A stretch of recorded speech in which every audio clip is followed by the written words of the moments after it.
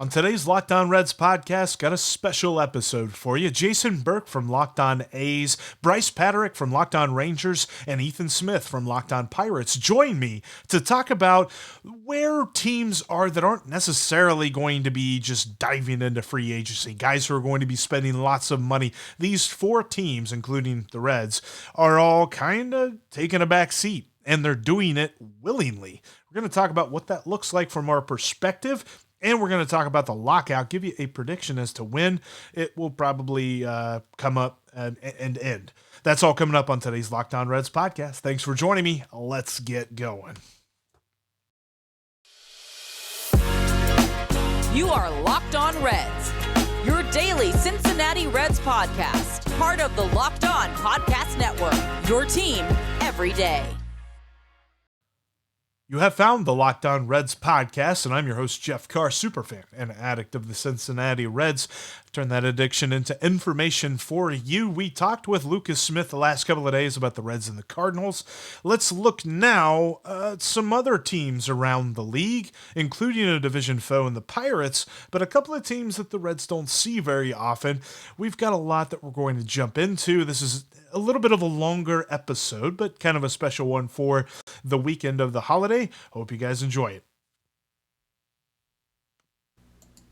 You are locked on to the Texas Rangers, Pittsburgh Pirates, Oakland A's, and Cincinnati Reds. This is a quad pod, the quadcast, if you will. I am joined by several special guests, the illustrious hosts of our Locked On network. We have joining us from the West Coast, Jason Burke of Locked On A's. From the central/north-ish, we have Jeff Carr of Locked On Reds. And from the east, southeast-ish portion of this podcast, we have Ethan Smith, host of Locked On Pirates. We have a lot of fun stuff to talk to you guys about, and we're gonna start with Jason Burke. This is a thankful podcast. We're talking about things we're thankful for, and the week of Thanksgiving, there's been already a few signings, and I actually want to get your thoughts on something that happened last Friday that has some Rangers ties and tangentially some Oakland A's ties. Marcus Semien was tied to the Texas Rangers. And that was something that surprised me because he's 31 years old. The Rangers have said their competitive window is, in not next year, but the year after that. And this is open to any of you guys who have some thoughts about Marcus Semien as well. But I'm curious, do you think that the Rangers, that he would think about going to the Rangers? And if that makes sense, they're also still targeting the other shortstops in Corey Seager and Trevor Story. So I think that he's a good fit because he's a great clubhouse guy. He obviously can stroke it with the bat pretty well, as we've seen in both 2019, 2020, throw it out the window because shortened season, what are you doing with those numbers?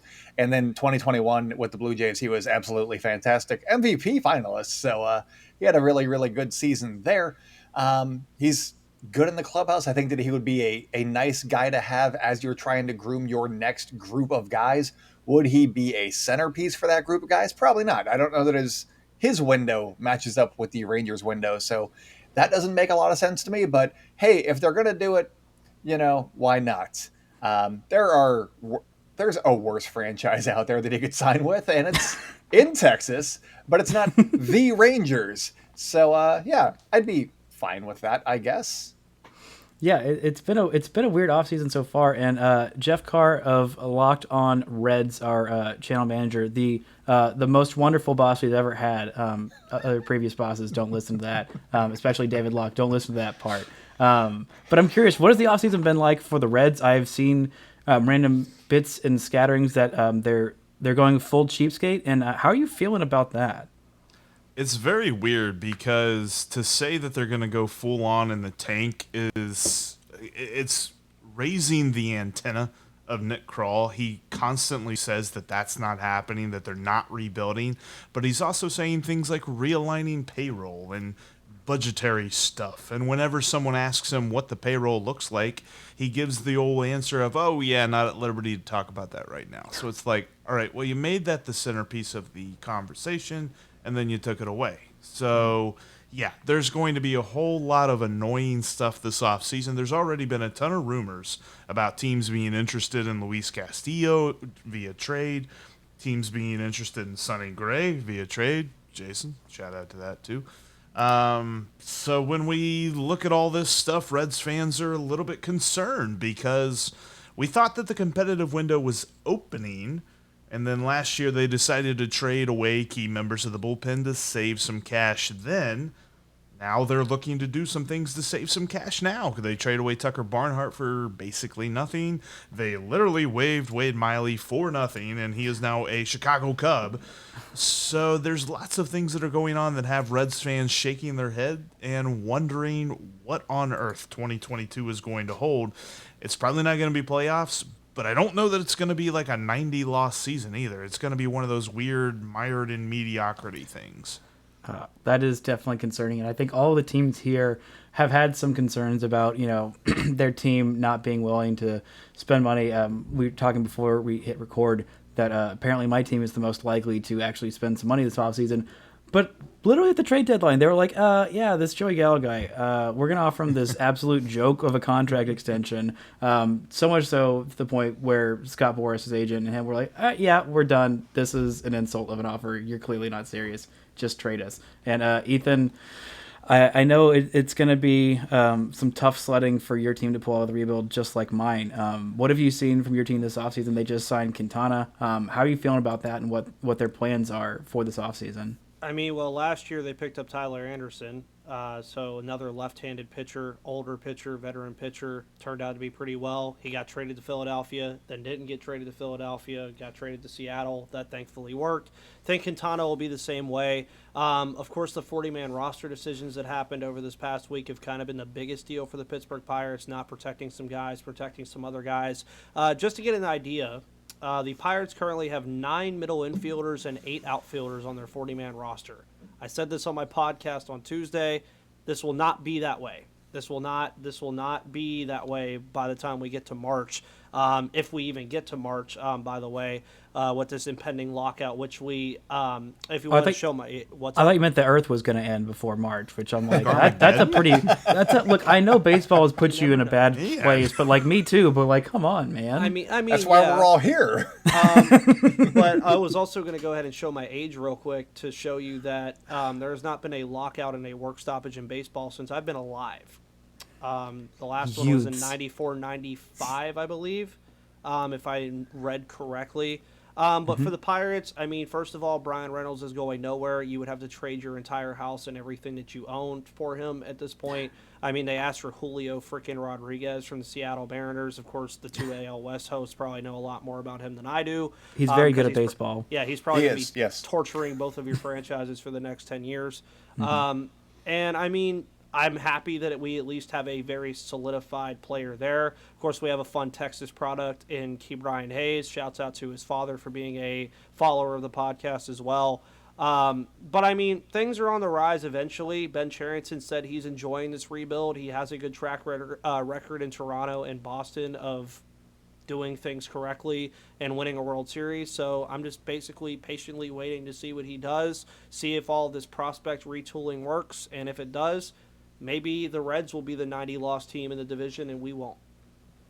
Plus, you guys have a shortstop that's about 9'2". Well, yeah, of course. O'Neal Cruz, he's like a freaking mammoth. He's 6'7". There's 2 players in all of baseball that were 6'7" in history that have ever played a position in other than pitcher, and that is Aaron Judge and O'Neal Cruz. Well, I mean, I like watching O'Neal Cruz, honestly. He looks like fun. How tall is Ronald Guzman listed? I think he's actually 6'7". Like, I really do. I stood next to him. I think he's listed at like 6'5". But there's no way that dude's just 6'5". He is listed at 6'5". But there's a reason his nickname is the Condor. Like, his wingspan is like literally Condor. Like, I think Condors have like a 12-foot wingspan. That sounds about right for him. And, he stands just so freaking tall. I just want to know what they feed people like that, man. Food. And lots of it. Lots of food, and probably spinach. Even though Popeye wasn't that tall, maybe it's for like the bulk. Yeah. Spinach is for the bulk, allegedly. But like you eat too much of it, then you get short, like Popeye, and you get like the wonky eye. I don't know what happened to him, but like a spinach can't fit. There's a lot of things that Popeye needed. Baseball off-season talk. Gosh, he needed a leg day, is what he needed. He really did need a leg day, and like a whole lot of other things. But we're gonna tell you all kinds of great stuff that you need right after this word from our sponsors.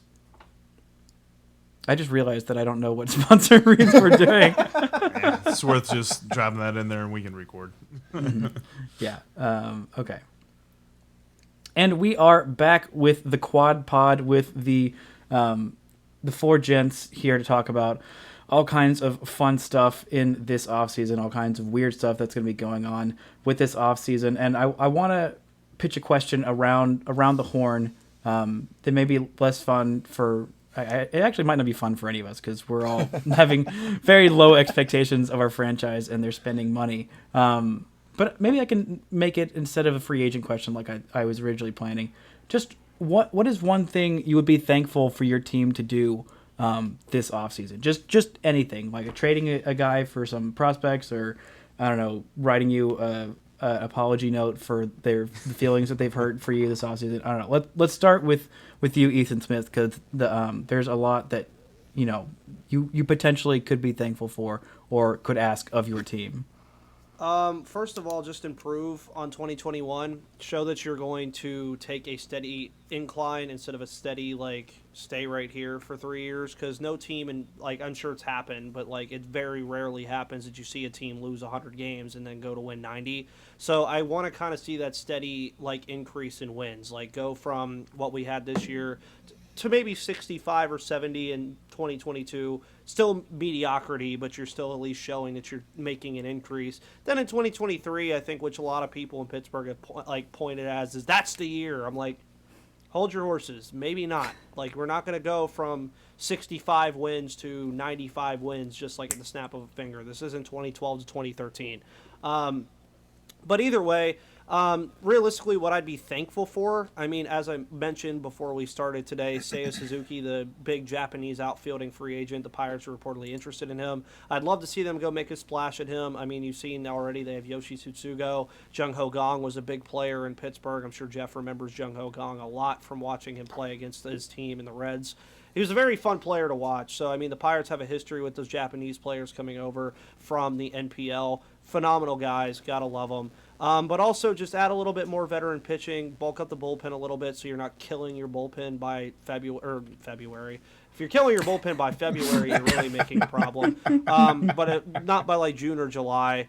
Just make sure you're basically bringing in some veteran guys that could teach these young guys how to do things. Progress Rowenzi Contreras and O'Neal Cruz, and just keep this thing rolling so I can eventually be happy to be a Pirates fan.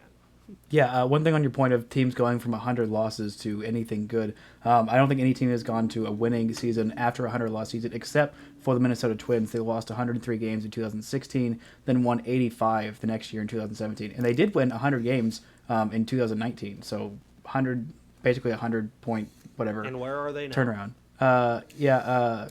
Confused. They are lost and confused. Sorry, Nash Walker. He's got Byron Buxton to watch every day. I'd kill for a bad team with someone like Byron Buxton to watch every day. And I was going to say they have Jose Brios, but not since the accident. Jeff, what would you be thankful for the Cincinnati Reds to do this offseason? So far as front office goes, re-sign Nick Castellanos. No, I'm just kidding. That's probably not going to happen. I'd probably say commit to Hunter Green and Nick Lodolo, for opening day. And partially that has to do with the work that's going to get done on the CBA. I know that is something that the Players Association has said that they want to push through, whatever the details look like. The idea that service time manipulation is no longer a viable option for especially small market teams. Big market teams have taken advantage of it too, but it's something that is annoying. Teams leave their best prospects, best players in AAA for a month or 2 months or whatever the number is so that they can get that Super 2 status or avoid it or something. I don't know. I understand it when I read it, but if I haven't read it within the last week, I don't... That's some kind of calculus I don't understand. But I also want to see him play in Cincinnati. He has had the fastest fastball over the last calendar year in all of baseball. He hit 105, I think, on the radar gun. I know he hit 104 Wait, Nick a couple Lodolo? of times. No, not Nick Lodolo. Oh. Hunter Green. I was about to say, I'm like, I saw him in college, and like he was a tall, lanky dude, but like he wasn't hitting 105. Like he must have put on some weight. What a big boy. No, I will say now Nick Lodolo looks like a polished guy with a pretty high floor, at least to start with. So I'm excited to watch him as well. Got the chance to watch him up at our, well, they were low A, now they're high A, Dayton Dragons. But he was fun to watch. But Hunter Green also has an amazing slider, and he's been working on a changeup. So he's kind of a 3-pitch guy, maybe 2.5 right now. So he could do something for the Reds if they're not going to go out and get another starter to replace Wade Miley. And then on the outfield side of the equation, just replace Nick Castellanos. You don't have to re-sign him. I get it. He's going to sign for blah, blah, blah, money outside the range of the Reds. But there are guys out there that they could go sign. And while I don't agree that there is a player that is too expensive for any one Major League Baseball franchise, that's what they're trying to tell us. And if they're going to impose these rules on them, we as fans have to understand how they can somehow work within those rules. So, yeah, I would be very thankful for them to commit to the guys that are already in their system. There's just a couple of things that need to happen for that to work. Losing the memeability of Nick Castellanos has got to be devastating. Like I have said on this program, and I will say again, signing Nick Castellanos just for the memes alone, like, is absolutely worth it, especially on a team that like sucks. Like you got to have something that like brings you joy. For me, it was like basically just Adolis Garcia towards the back half of this year. But if I had Nick Castellanos hitting bombs, and I got to say there's a drive by Nick Castellanos deep to right field every time he did, I would bring a smile to my face, and I wouldn't be as miserable watching the Rangers lose a lot of games next year. Well, and he's meant a lot to the fan base too. And there was the really cool thing where his son made a T-shirt, and Cincy Shirts, like the biggest T-shirt proprietor here in Cincinnati, really bought into it and sold it. And there was a whole bunch of Reds fans that bought it. Raised. Yes. Something like that. Money was had and gotten for foundations. It was awesome. Nick Castellanos is awesome. I'd love to see him back, but yeah, I understand the reality of it all. Just remember, guys, this is a baseball podcast, not an English and a bunch of other stuff podcast. It's not, We likes the baseballs. Yeah, we likes the baseballs. We do good at words occasionally. Mama said hit the ball to left field. English is a language. Jason, what English words do you want to use to describe things that would make you thankful of the A's doing this winter?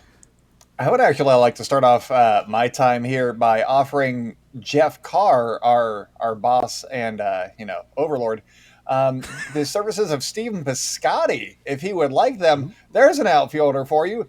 The A's don't necessarily need him anymore. He's a little bit injury prone. It's fine. I won't tell you about that. I whispered that. But would you like him? They like those kinds of players. Yeah, see, there you go. He's making like $7.5 million. That's within your pay range, and that might mean that the A's could keep somebody. That'd be great. But the things that I would be thankful for if it came to fruition this offseason, off the field, Howard Terminal. That is where the A's are hoping to build in Oakland and not in Vegas. So that I want them to make a lot of headway towards building a ballpark in Oakland. That is a number one. I don't care what they do on the field.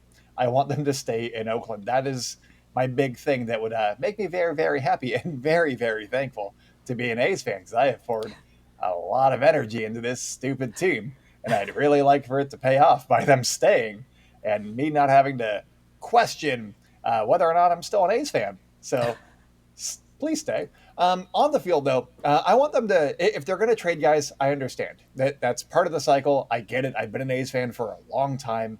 I understand that they are at that point in the cycle right now. They got guys like Bassett and Manaea who have 1 year of control left of the upcoming season, so it makes sense for the A's to try and replenish their farm system and, kind of hit reset on some guys. They also got Frankie Montas and Matt Olson who have 2 years of control left, who have their value is the highest that it's ever been. And so it makes a lot of sense to trade them as well. So if that is what happens, which I'm kind of expecting it to, but maybe not until we see the CBA where a team like the Dodgers could maybe jump in on Matt Olson because they now have a DH spot and they could put, Max Muncy over at DH and have a Gold Glover in Matt Olson play first base instead. maybe that's an option. Or, you open it up to 29 other teams as opposed to 14, and I think that could help them get a better return. But if that is what they end up doing this offseason, I want them to keep going out and getting interesting people. I want guys that have fastballs. I want guys that are interesting on the mound and just offensively as well. Give me people that are interesting content. Basically, it's a content thing. And also kind of a hoping for the best thing. They went out and traded for Britt Honeywell because the Rays had too many good players, and they were like, yeah, we don't need this guy who was the number 12 ranked prospect as recently as 2018. We don't need him anymore. He's fine. He gets injured too much, even though he was healthy in 2021. Keep doing interesting things. That's what I want. Mostly with players, but also just in general, I guess. Stay in Oakland, be interesting. That's my list. Yeah, those are some great things to be thankful for. You know what we're thankful for? Our sponsors. So let's tell you about them coming up right after this. And we are back with the Quad Squad, the gang of four, the Four Musketeers. I can't the Beatles. We're not quite there, Ooh. but some other gang of four people talking off season, talking. We haven't talked locked out yet, but we did before. We are locked on. We are not locked out just yet, and we've got about a couple of weeks before we get there. And I'm curious, how much of y'all read up on what's happening with I haven't quite gotten there yet because I'm just trying to pretend. I'm treating it like I treated the Joey Gallo trade, just deep denial and then extreme despair when it happens, and be completely blindsided by it, both physically and emotionally. So I'm curious, what are y'all's thoughts on what's going to happen with the CBA? Obviously, we all think that the DH is probably coming to the bottom two hosts teams finally. But I'm curious, what are y'all thinking is going to happen with this lockout? What are things that you're worried about? Or, I don't know. I have no other way to phrase this question that I've been talking for 30 seconds about. I'll go Yes, first. Mr. Burke. Mostly, I am planning on it happening, and then whatever happens, I will learn about when it happens. I know that there is a lot of discussion on what could happen, but I'm not going to waste my energy on learning what could happen. I'm going to focus on what does happen and try to understand that and reiterate that to my listeners, all of our listeners, as best I can when it does happen, and keep up to date, with the rumblings that happen as they're coming out during the discussions, presumably during the lockout that is, I'm assuming, going to happen, and do due diligence then. But I'm not putting a lot of stock into. I'm assuming we're getting the DH. I'm assuming that they're going to do something about game time and all that stuff and some of these things. But I'm hoping for a more competitive playing field. I'm hoping for a salary floor if it doesn't mean a salary salary cap kind of thing. I'm hoping for some good things, but am I necessarily banking on them? Not yet. What do you guys think? So you were saying that you're focused more on what's going to happen when it happens. I have looked into this stuff a lot, just because it is I feel for some reason it's going to affect the Pirates a lot. Can I interest you in war-based arbitration? You may not. You cannot interest me in that at all. That is something that will be talked about. Kevin It is. Gorman has already talked about it. It is something that will be brought up. I don't know how it will be instituted, but it will be brought up. Meaning Wander Franco and the Rays have fun whenever his WAR is well above whatever that limit is supposed to be. They might as well just cut him now, honestly. Yeah, what's the at point that of even getting good players for the Rays? But the things that I've heard from people that are on my podcast and also are kind of deep into this stuff is there is a possibility of an expanded playoff with one team each in each conference. Now, some people, each league, I'm thinking of all kinds of different stuff. Conference league, all same thing. But some people are like, one team that doesn't change a lot. I said, do you really want me to get into the idea of how much one extra team in the playoff means a lot? That means the Toronto Blue Jays would have been in the playoffs, and I picked them to win the World Series if they would have gotten to the playoffs. That also means Cincinnati Reds would have been maybe about 2 to 2.5 games out of the playoffs rather than being out of it by the second to last series of the season. That's a big thing. Jason already brought up the salary floor idea. What does that do? That brings up the competitiveness factor where you can say, okay, teams, you're going to have all these teams spending money on top of the fact that you're now incentivizing them to push for the playoffs because you have an extra team there. And it's an easy fix because all you have to do is go back to the old NFL model. You'd have 6 teams in each conference. You give the top 2 division winners a bye. The other 2 teams play in a best of 3 series. You eliminate the wild card completely. These are things that I've said could happen, but it's also things that have also been incentivized and talked about to further incentivize competitive ability. Because I'll ask this as a question. How many teams right now in baseball do you legitimately feel like are competing for a playoff spot? There's 30 teams. How many do you legitimately think, as of the time of recording, are legitimately trying to compete? I'd say about 10. And is that good for baseball? No. No. No, it's not. Because you look at the NFL, obviously the NFL and Major League Baseball, 2 completely different tiers, but the Giants, who just lost Monday Night Football the other day, are like 3 games out of the playoffs, and they're 3-8. It's so bad. I mean, you really look at, like, and even the NBA lately, ever since the Warriors dynasty ended, shouts out to Jason out there in Oakland, ever since that ended, I mean, basketball, parity league. The NHL, parity league. And then I love that MLB, by the way, and I think me and Jeff talked about this once as I kind of started rambling about a lot of this stuff. They love to speak on this parity idea that they haven't had a repeat champion in like 20-something years. And I'm like, I get it, right? Nobody's repeated, but look at the actual matchups that have happened in the ALS and the NLS over that time, and it's been around the same teams. The Dodgers, the Red Sox, the Yankees, the Braves, ironically, and then you get the mixes of like the Royals and the Rangers even not too long ago as well that were there also.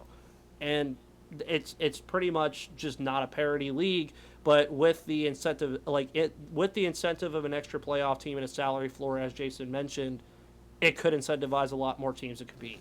You know, I like that idea of would the top seed in like the AL and the NL, would they get a 2-round bye? Is my math right on that, or am I bad at math? No, I know I'm bad at math. So but like I would like for the top seed to get like a 2-round, like a significant bye, because I think baseball, more than any other sport, like it is so the playoffs are so random. They're so random, and like so often the best team doesn't get like the biggest, like as big an advantage as they should for being the best in 162 games. Like the Giants and the Dodgers having to play each other in the NLDS was stupid, and that's like really frustrating. But I also think expanding the playoffs to where they were in 2020, while that was fun and I love having more baseball, it felt like it really de-incentivized the teams who did the best over the course of the regular season. Well, my question, I guess, would be, with the bye in baseball, do you want the bye?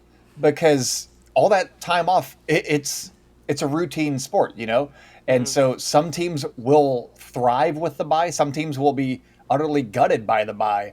So it's a weird thing with this sport in particular. You're not just getting healthy and game planning for one game or one series. It's a really weird sport. So I can see it going either way. And I'm very intrigued to see how, if it does get implemented, how it actually plays out. Well, and if you think about it too, the one thing with the incentivization of you mentioned of like winning your division. So like the top 2 division winners. So for instance, this year it would have been the Dodgers and the Brewers would have like you mean the got Giants? that theoretical, the Giants and the Brewers, would have got the theoretical bye.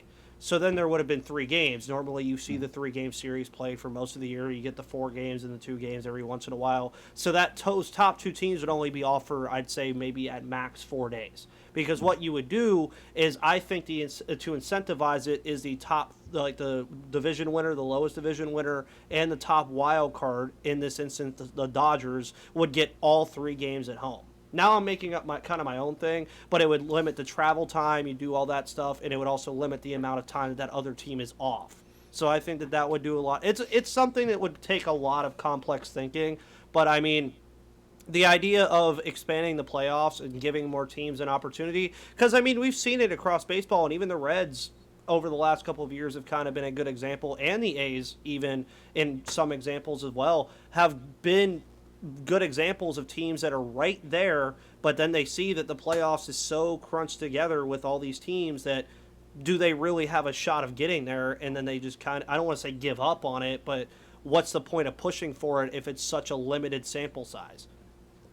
it's worth thinking about, and there's a lot of different details and stuff that we'll be able to flesh out as they get reported and things that they are negotiating on in specifics. What interests me is just the range of ideas and the range of prospects when you're looking at this lockout. I've heard all year long the spectrum of, oh, it's going to be terrible.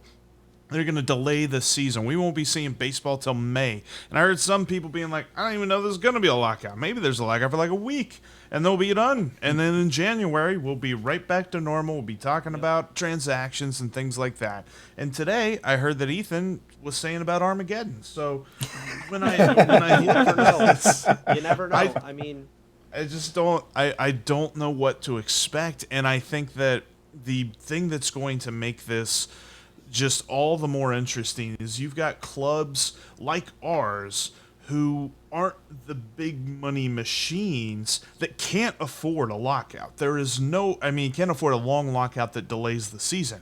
If you're talking about an A's side that is kind of taking a step back, you're talking about a Reds team that's taking a step back, you're talking about a Pirates team that is back, is back. The Pirates are back, baby. Not to be forward. There's Jeff Carr, the Pirates are back. I need to clip that out. All right, the Pirates are back. They are back like for every show. Can you take a step back when you're already back?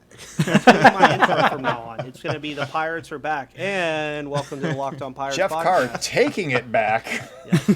I get what you were saying. But yeah, so you got and the Rangers that, they're hopefully going to be aggressive, but do you buy that? And then how does that work out going into opening day? All of our teams haven't necessarily been in the position to just completely sell out all of their home games. So the Rangers are actually first in AL attendance this year. Well, don't look at why. Don't look at why. Don't look at why. The ownership doesn't want you to look at why. You want to get into opening day? I did forget about that. Oh my gosh! I look at that stat on Baseball Reference page and I'm like, yeah, that happened. That was the thing, and they're going to brag about it for years. They're like, oh, everyone will forget why. No, we won't forget. We know why. We all know why.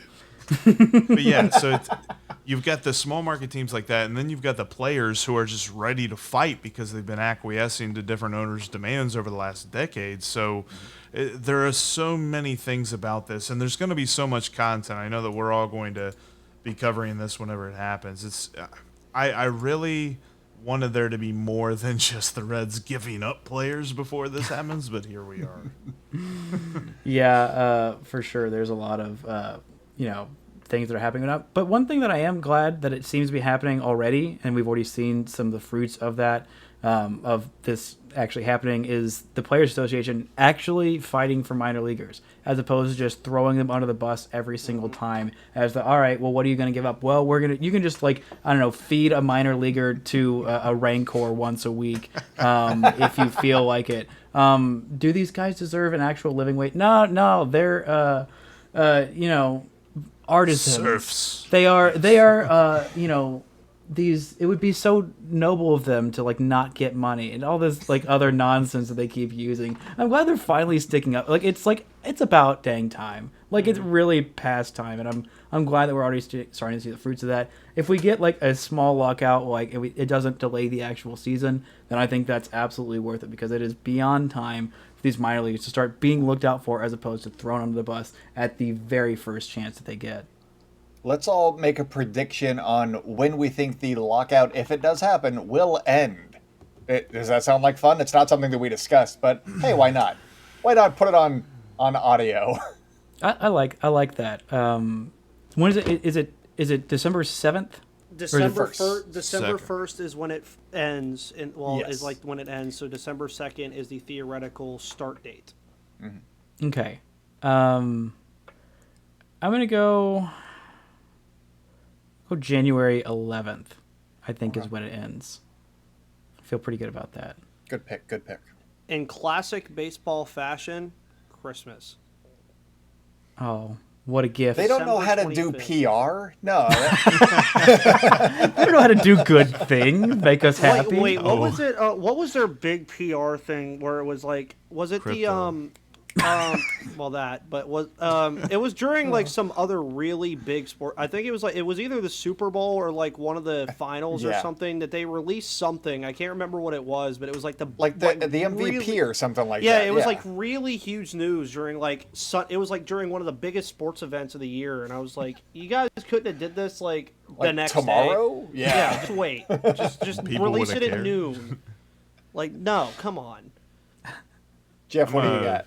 I'm going to throw Pennsylvania a bone. I'm going to say Punxsutawney Phil's looking at a shadow at the same time that the lockout ends. So February 2nd. Oh, wow. Wow. Man, we really got all possibilities here. December 17th, Spider-Man No Way Home. I am going, I'm going to go January 7th. Right in the middle there. I think that it's going to be about a month, and then let's get back to business and not miss any season. So I guess that we're all saying we're not expecting the season to be delayed is kind of where we're going. Maybe with Jeff's, but probably not. I'm more just hoping that the season doesn't get delayed because, like, I don't know about y'all, but I can't do a whole nother, like, month of no baseball podcast. Like, it's going to be, like, I mean, the offseason is one thing. I feel like it doesn't even really feel like a lockout if it's these months where nothing's usually ever happening anyway.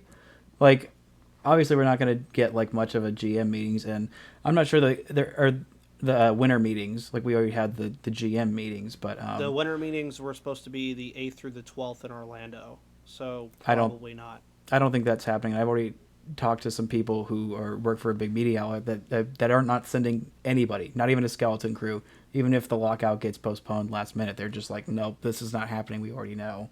So, I think it'll be at least more than a week. And it's interesting because every year the Reds have a thing. The first weekend of December they have called Reds Fest, where all the fans get together and they get the chance to meet players and get autographs and get pictures and do all kinds of great different stuff.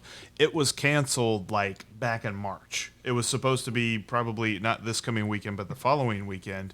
And it got canceled back in March. And everybody was just like, oh, COVID. Oh, it killed another thing. It wasn't COVID.